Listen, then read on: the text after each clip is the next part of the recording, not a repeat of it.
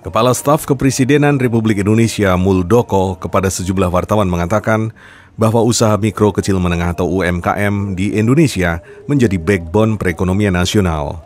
Dan diharapkan secepatnya UMKM lokal harus segera melaksanakan digitalisasi agar produk yang dikeluarkan, pemasarannya dapat semakin luas secara global.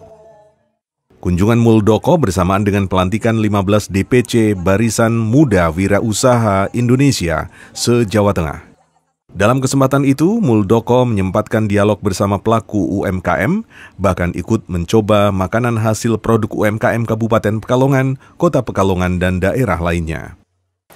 Presiden menekankan arti pentingnya dari digitalisasi UMKM. Salah satu poinnya itu.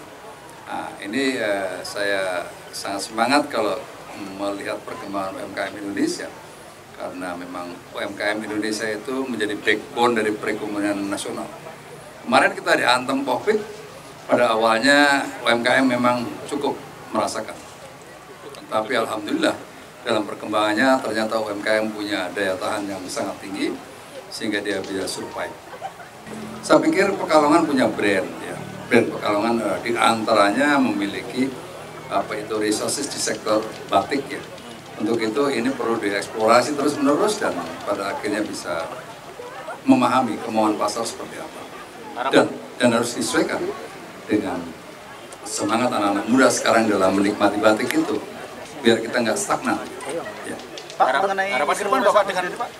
Harapan ke depan UMKM harus mendapatkan kemudahan dari pemerintah, dari perbankan dan seterusnya. Ya, Menteri Koperasi dan UMKM juga sangat concern terhadap perkembangan ini.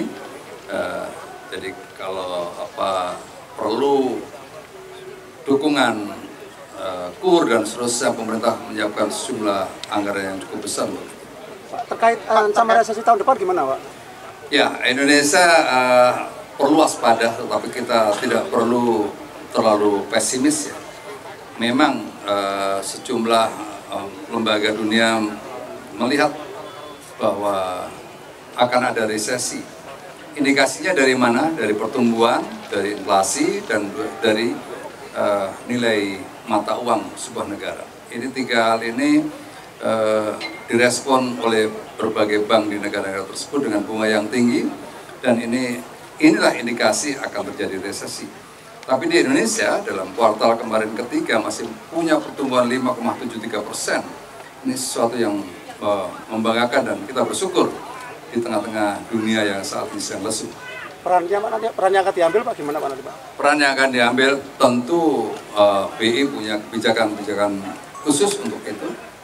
Di antaranya bagaimana menjaga stabilisasi itu tetap dipertahankan. Ya. Di antaranya itu.